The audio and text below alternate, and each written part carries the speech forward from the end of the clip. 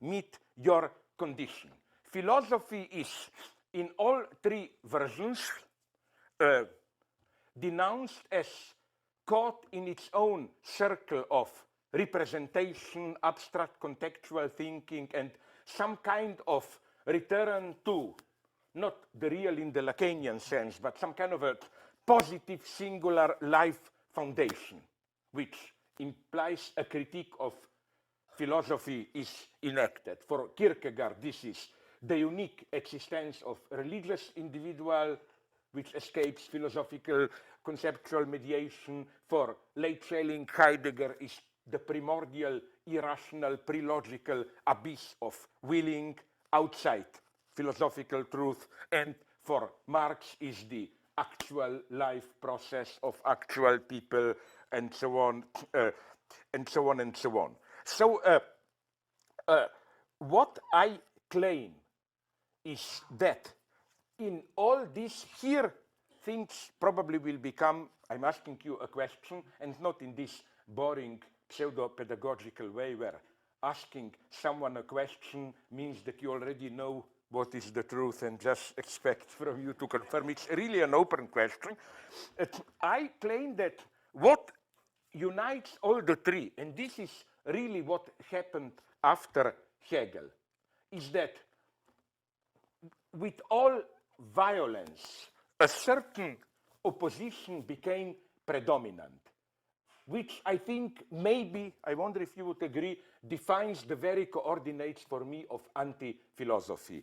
The opposition between productive presence and mere conceptual, idealistic theater scene of representation. Marx is here very brutal. Marx, the worst Marx, which I think should be abandoned.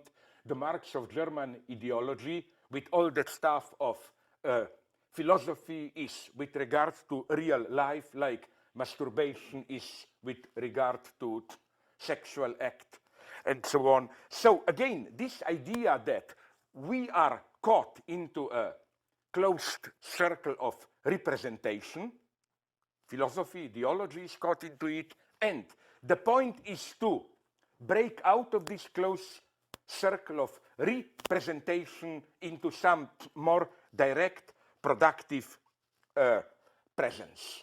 And as my colleague Alenka Zupancic developed in a very nice way, it's interesting how this same topic of denouncing representation became also actual throughout the 19th century. Of course, it was present before, but then it exploded as general problematizing of representation.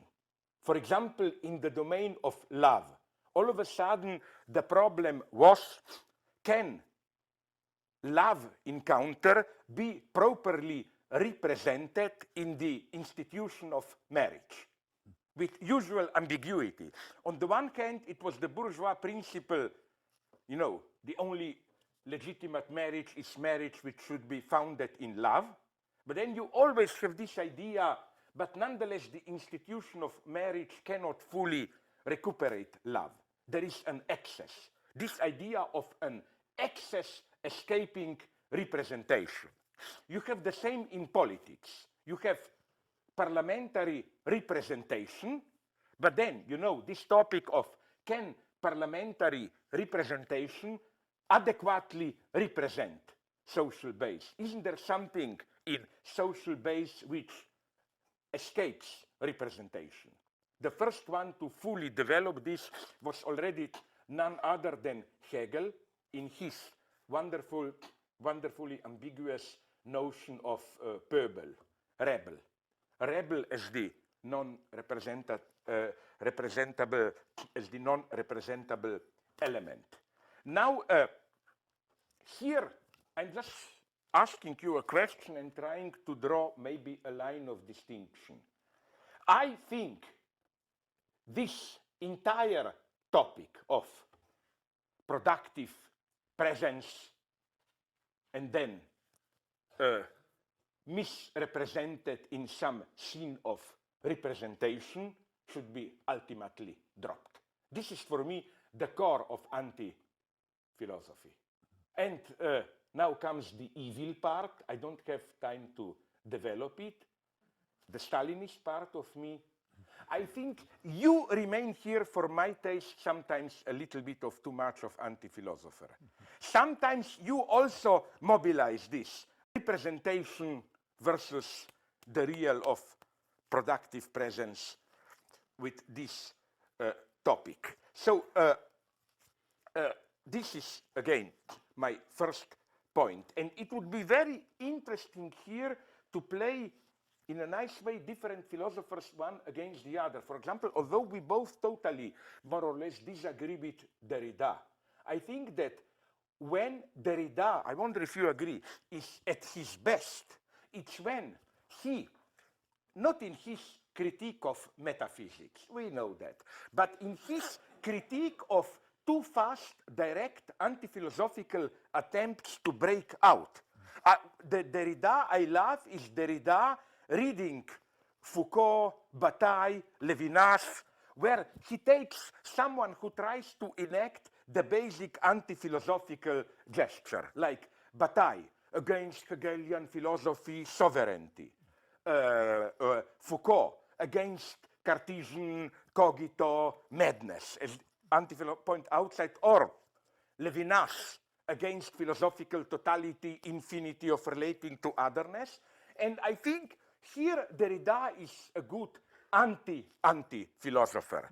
In a wonderful, detailed analysis, he shows how all these attempts to break out remain nonetheless in a hidden way determined by the field they want to undermine.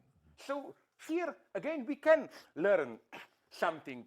We can learn something from Derrida. You know, Derrida is not just the one who wants to screw philosophy, break out of it, and so on and so on. He is a good philosopher, especially good in showing how it's not as easy as it may appear to break out of philosophy. Especially actual today, I think, is, for example, Derrida's, and later developed by others, critique of Levinas. Because I think that if there is one of the great books of anti-philosophy, it's Levinas's Totality and Infinity.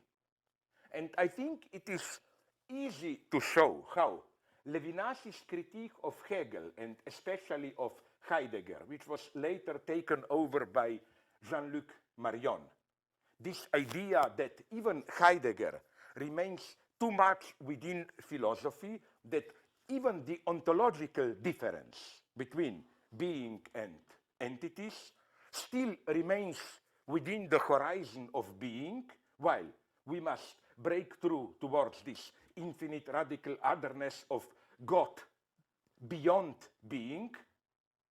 I think it can be shown in a convincing way, every serious philosopher can show it, that Levinas simply doesn't hold there. That the price is a very superficial reduction of the notion of being to some pretty naive, positive reality, and then you can say, oh, but God is outside it, and so on and so on. A Heideggerian who would have insisted here that even if God outside beyond being still has to, of course, not exist as a determinate object, but has to be present, disclose itself in a certain way, would be fully justified. You cannot escape it as simple as that. So, again, I don't have time to develop it, but the reason I remain faithful to Hegel would have been that I insist that Hegel is absolutely unique here. He is on the, usually people perceive Hegel in this shift from traditional metaphysics, philosophy to anti-philosophy in the guise of the 19th century historicism, life philosophy, and so on, as somewhere in between. As they say, on the one hand, Hegel remained absolute metaphysician, system, everything. On the other hand, we already find in Hegel good historical analysis, and so on and so on. I think this image of Hegel is deeply misleading, like a little bit here, a little bit there. I think he was not a little bit here, a little bit there. He was neither here nor there. He was a unique point, no longer philosopher in the sense of metaphysical philosopher, but not yet anti-philosopher. That's what makes Hegel so traumatic. So now let me go on into just two more points. First, I'll try to be as brief as possible, into how I locate Lacan's anti-philosophy. Basically, I am totally in full agreement with Alain. Maybe I would just formulate the ambiguity of Lacan in a little bit different way. For me, first one has to be precise in where does Lacan locate that anti-philosophical point, if you would have put it, on behalf of which Lacan makes this pathetic claim. Je m'insurge, I raise myself contre la philosophie, against philosophy. This point is clearly jouissance, the excess of enjoyment. For Lacan, for Lacan, let me be very precise.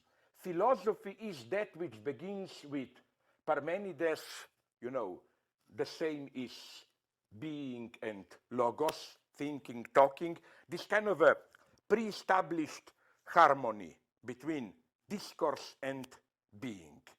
Being can be